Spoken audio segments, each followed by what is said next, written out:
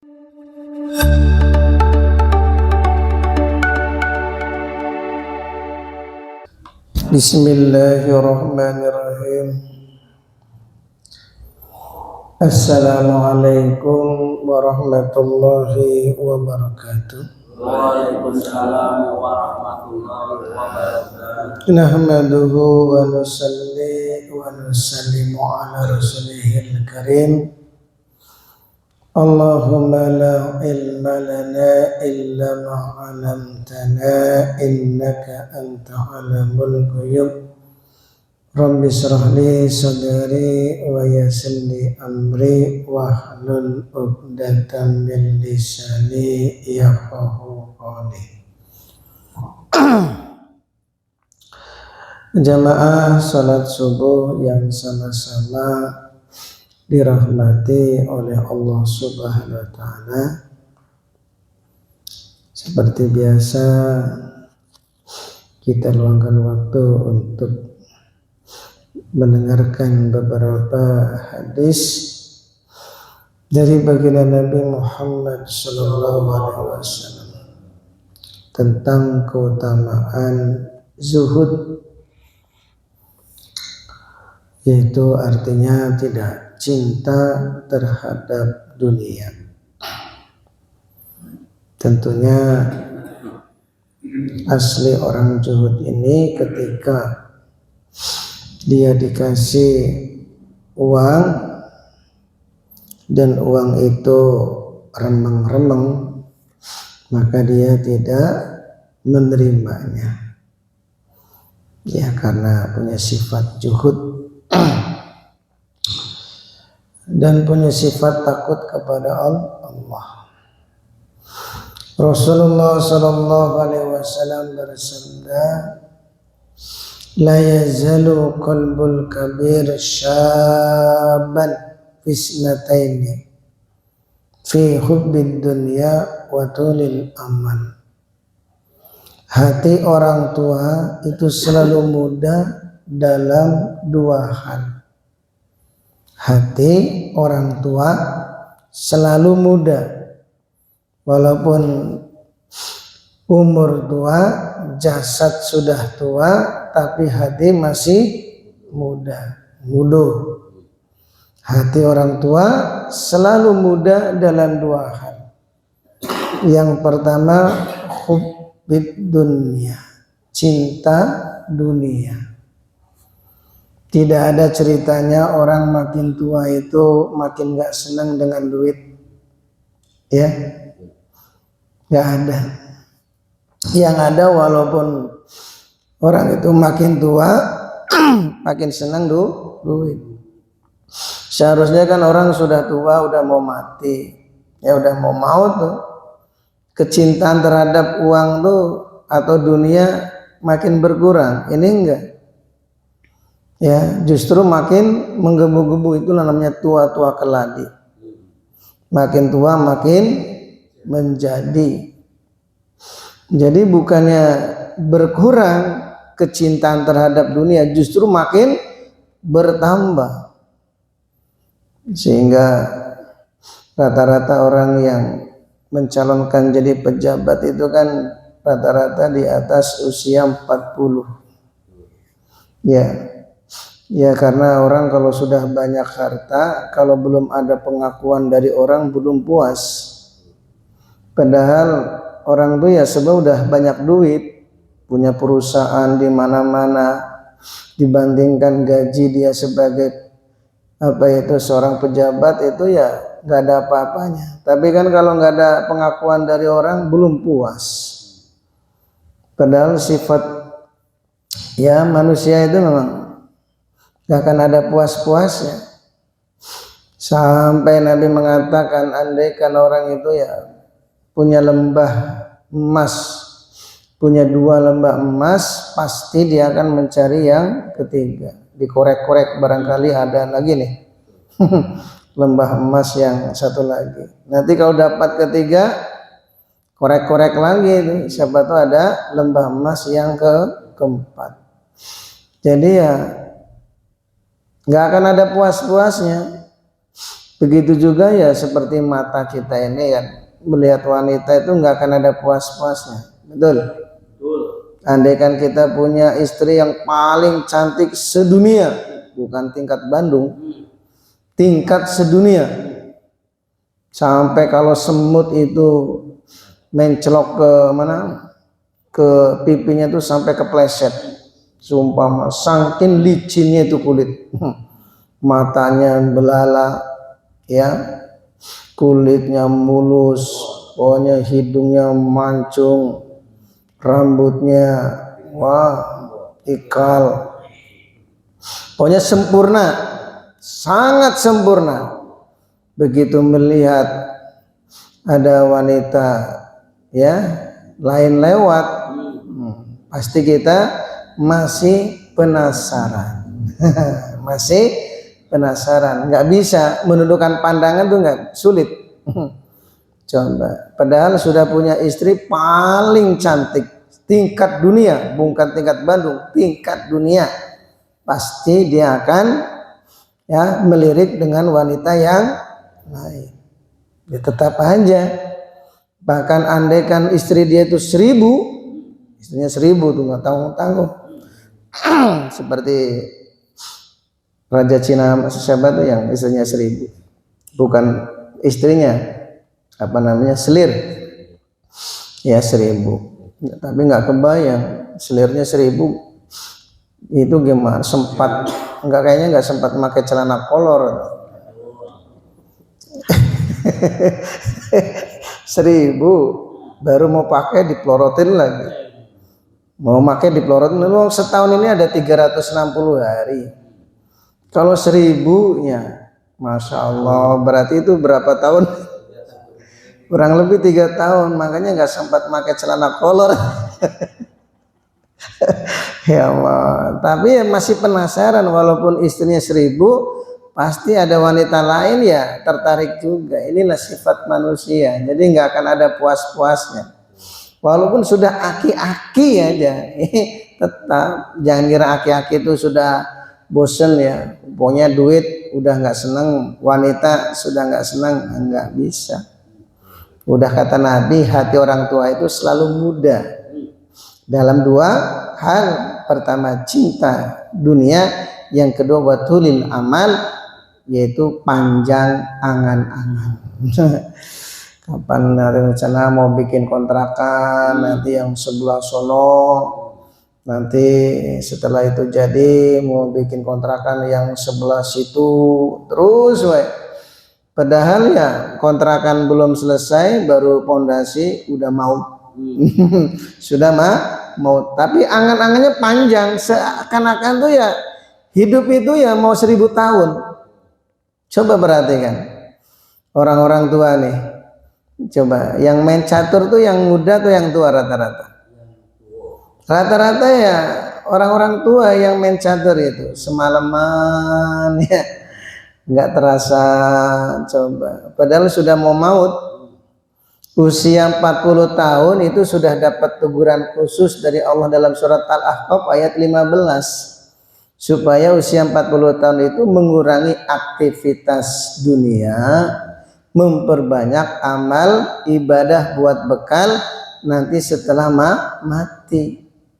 Itu 40, karo 50 sudah nggak pantas, karena kita ini bukan orang dunia. Kalau kita ini orang dunia mau berlama-lama, sumpama ya main catur berlama-lama sampai semalaman suntuk, ya nggak apa-apa. Orang ahli dunia mau hidup selamanya.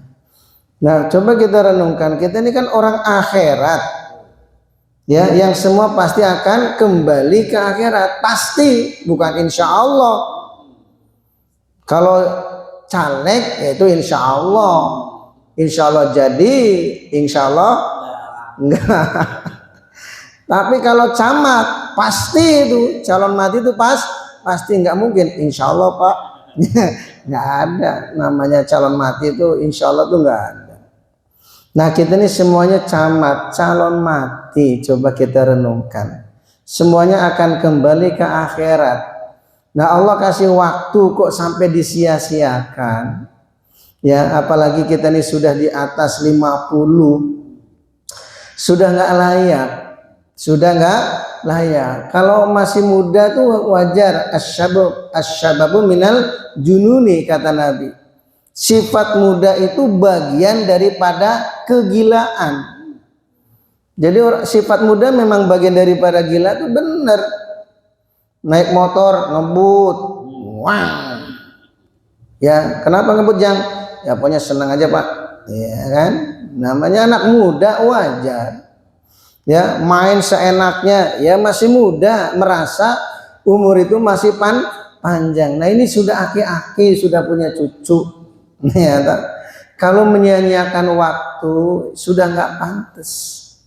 Karena kita ini orang akhirat. Memang hari ini kita tidak terasa. Nanti kalau sudah mulai sakitnya parah, nah disitulah, ya. Karena kita ini menyia-nyiakan waktu, akhirnya di saat kita mau menjelang akhir hayatnya baru sadar. Tapi itu ya sudah terlambat, sudah terlambat. Ya Allah, sehatkanlah saya akan sungguh-sungguh ibadah. Lalu waktu sehat kamu kemana aja? Ya, maka ini ya perlu kita renungkan, insyaallah ya.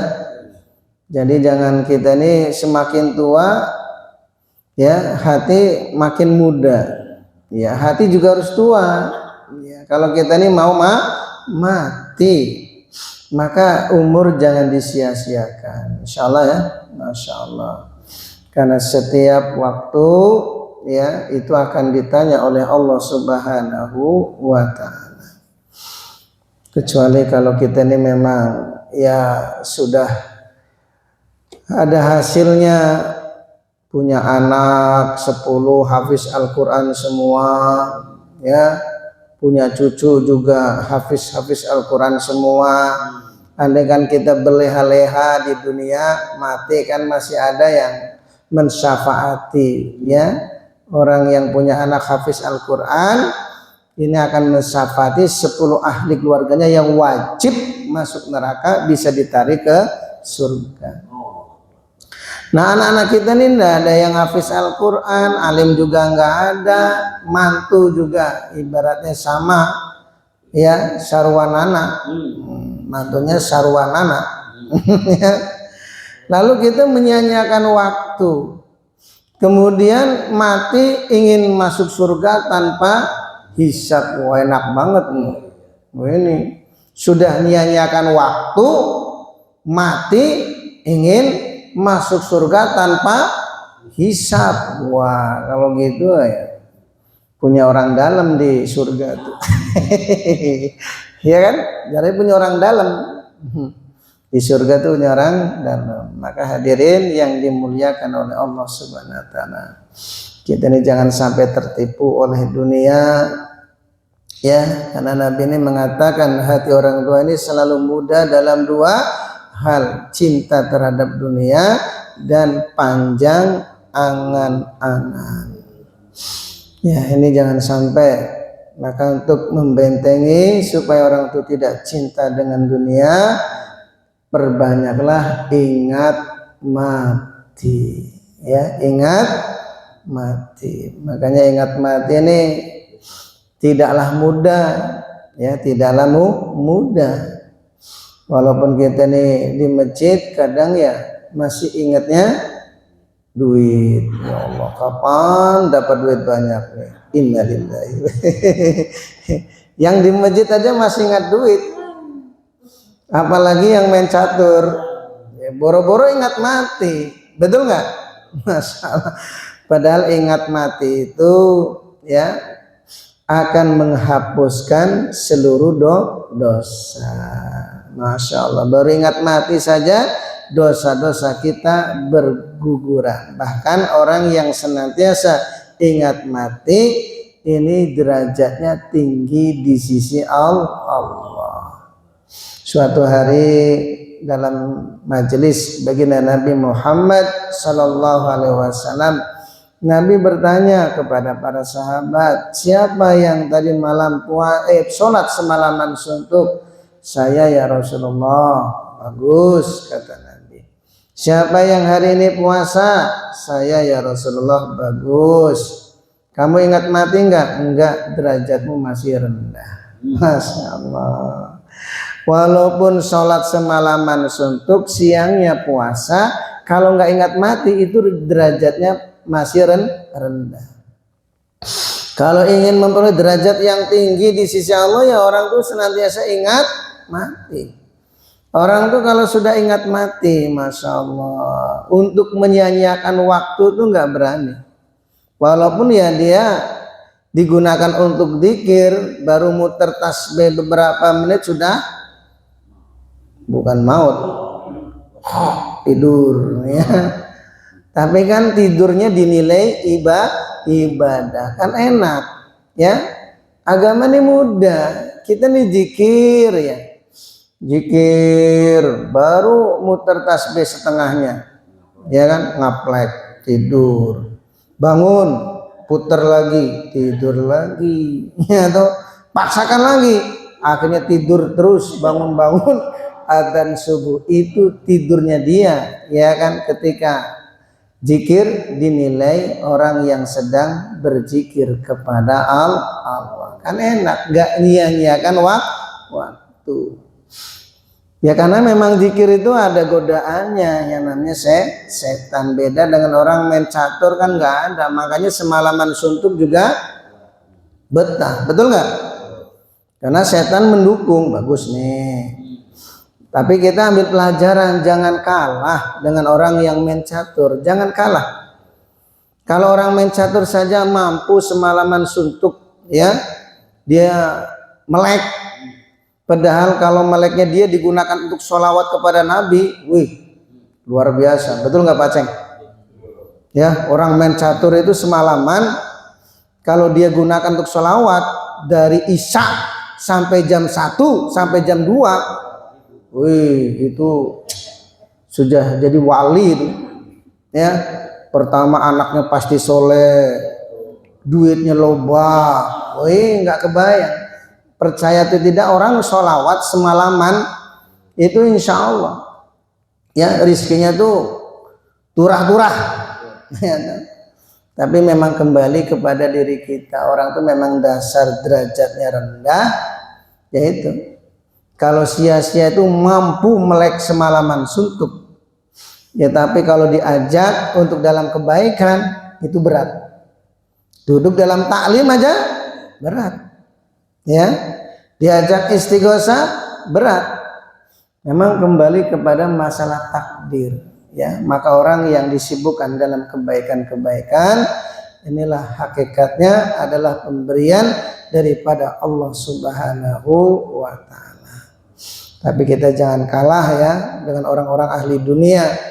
Mereka itu ya sampai mendapatkan keuntungan yang besar, menjadi pengusaha sukses karena mereka sungguh-sungguh dalam mencari dunia. Maka kita yang ahli akhirat, katakan ahli akhirat, ini juga harus lebih sungguh-sungguh. Man jadda wajada, kan gitu. Man jadda wajada. Barang siapa yang sungguh-sungguh, dia akan mendapatkan apa yang disungguh-sungguhkannya ya. Orang tuh ya tadinya main catur itu kalah terus, tapi karena dia terus main catur semalaman, akhirnya jadi apa? Juara. Ya toh? Ya orang tuh awalnya zikir itu ngantuan, baru muter tasbih dikit udah ngaplek. Tapi lama-lama akhirnya jadi kuat. Nah ketika dia kuat zikir semalaman, akhirnya sukses jadi kekasih Allah. Sama ya, tinggal kita nih mau melawan hawa nafsu atau tidak. Maka orang-orang yang memperbanyak zikir, ibadah, insya Allah ya, itu nanti barokah dari zikir ataupun ibadah sebelum matinya akan mendapat hasilnya. Jadi sebelum meninggal tuh Allah tampakkan hasilnya di dunia menjadi mulia. Maka kalau kita lihat orang-orang tua yang semakin tua makin mulia, Karena orang-orang yang mempergunakan waktu untuk memperbanyak ibadah kepada Allah. Orang yang hidupnya ripuh ketika tua karena dia menyia-nyiakan waktu. Ya, agama itu dianggap biasa, taklim itu dianggap biasa, ya, istighosah itu dianggap biasa. Ya, nanti terasanya nanti kalau kita sudah tua renta, ya sudah tua renta baru kita terasa. Oleh karena itu hadirin yang dimuliakan oleh Allah Subhanahu wa taala, ini penting di samping kita nih jangan sampai cinta terhadap dunia karena kita ini sudah umuran ya makin tua, dan juga jangan panjang angan-angan, juga kita senantiasa untuk mempergunakan waktu sebaik mungkin insyaallah ya. Ini, karena ini yang di Asukur ini kan rata-rata di atas 40 ya, oh di atas 50 lagi, Masya Allah ya. Ya, tapi jangan sampai jiwanya muda terus ya, tetap kita ini sudah tua, artinya kita ini kubur sudah makin mendekat, betul nggak? Lihatlah detik jarum jam, detik jarum jam itu tek tek tek, itu hakikatnya umur kita makin berkurang ya, umur kita yang berkurang 1 detik 2 detik 3 detik. Jadi hakikatnya kita ini kan cuma menunggu mati, betul nggak? Baik orang yang ibadah, yang kerja, bahkan yang main catur sekalipun, itu hakikatnya semuanya sedang menunggu mati. Karena jarum detik jam itu tek tek berkurang, bukan bertambah, betul nggak? Makin dekat, makin dekat, makin dekat, makin dekat. Dekat kemana? Ke kuburannya masing-masing. Betul nggak nih? Nah, Masya Allah ya. Hadirin yang dimuliakan oleh Allah Subhanahu wa taala, ini tentunya ya semua ini orang itu bisa mengamalkan amal-amal agama kalau orang itu ditolong oleh Allah Subhanahu wa taala. Maka dalam surat Al-Ahqaf juga itu dijelaskan bagaimana orang yang sudah di atas usia 40 memperbanyak doa minta petunjuk kepada Allah. Insyaallah ya, supaya kita ini dimudahkan oleh Allah untuk beribadah kepada Allah. Karena kalau Allah tidak kasih petunjuk ya, walaupun sudah aki-aki, napas sudah pendek, udah ngik ngik ngik, ya tetap aja kalau nggak kasih petunjuk oleh Allah ya nggak mau ibadah. Ya, maka ini orang bisa ibadah sadar akan dirinya kalau dia itu akan mati kalau orang itu dikasih petunjuk oleh Allah Subhanahu wa taala. Insyaallah ya. Walaupun kita nggak punya duit, nggak jadi masalah. Insyaallah ya, nggak jadi masalah. Rizki pas-pasan, nggak jadi masalah selama kita ini istiqomah mengamalkan agama. Insyaallah ya. Jadi zaman sahabat juga sama, seperti Sayyidina Abu Darda radhiyallahu anhu ketika lagi berbincang-bincang dengan temannya di masjid, datang istrinya, "Hei suamiku, ngobrol aja di rumah nggak ada tepung untuk dimasak, kok malah ngobrol di masjid ya?" Nah, bahasa kitanya kan gitu. Yang malah di masjid aja kerjanya. Nih di rumah nggak ada tepung untuk dimasak, kok malah ngobrol. Memang ngobrol bisa datangkan duit apa? Itu kan bahasa kita biasanya gitu. Ya. Memang ngobrol itu bisa datangkan duit. Nah, kan gitu. Tapi kalau ngobrol di masjid dapat kebaikan. Nah, ketika istrinya Sayyidina Abu Darda mengatakan kepada suaminya kalau di rumah itu tidak ada tepung untuk dimasak, apa kata Abu Darda? "Wahai wanita hamba Allah," kata Sayyidina Abu Darda, "di depan kita ini ada sebuah lembah. Ada sebuah lembah. Yang lembah itu tidak bisa dilalui oleh orang-orang yang memiliki beban yang berat. Yang dapat melalui lembah itu hanyalah orang-orang yang memiliki beban yang sedikit." Langsung istrinya ngerti, ya, langsung kembali ke rumah. Masalah nih istrinya soleha ya, kita jangan praktekkan ya. Jangan istri datang ke masjid nuntut kita kalau di rumah nggak ada beras untuk dimasak, kita jawab wahai istriku. Di depan kita ada sebuah lembah yang tidak bisa dilewati kecuali orang-orang yang memiliki beban yang sedikit. Iya, tapi kan istri lapar, anak juga lapar. Ya kerja, kerja. Jangan kita di masjid terus. Masya Allah. Beda. Abu Darda Sidina radhiyallahu anhu memang beda karena amalannya kuat sehingga nasihat sedikit itu menyentuh hati. Istrinya pun taat. Apa kata Abu Darda? Kita ini dengan orang kaya sama. Orang kaya makan, kita juga makan. Orang kaya berpakaian, kita juga berpakaian. Orang kaya memiliki harta melebihi kebutuhannya, tapi dia tidak bisa mempergunakan, hanya bisa melihatnya. Kita juga sama bisa melihat kekayaan orang tanpa mempergunakannya. Betul nggak? Bedanya di mana? Orang kaya memiliki uang yang melebihi kebutuhannya, tapi cuma sekedar melihat tanpa mempergunakannya. Punya miliaran, tapi cuma melihat tanpa bisa mempergunakannya. Nggak mungkin miliaran itu dikasih belikan cendol. Kira-kira bisa makannya nggak? Dibelikan nasi 1 miliar, kan nggak mungkin. Dikasih belikan pakaian, ya nggak mungkin. Ya cuma hanya bisa melihat. Kalau cuma bisa melihat, kita juga bisa melihat kekayaan orang juga tanpa mempergunakannya. Bedanya di mana? Bedanya kalau orang yang sedikit hartanya itu hisabnya nanti di akhirat sedikit, kalau yang banyak hartanya hisabnya lama, 80.000 tahun. Masya Allah. Maka kita ini bersyukur kalau dikasih rezeki yang seret, alhamdulillah. Bagaimana? Siap nggak? Siap. Siap apa nih? Siap lancar. Ya pokoknya niatnya supaya loba duit. Nanti kalau loba duit niatnya untuk berbagi ya.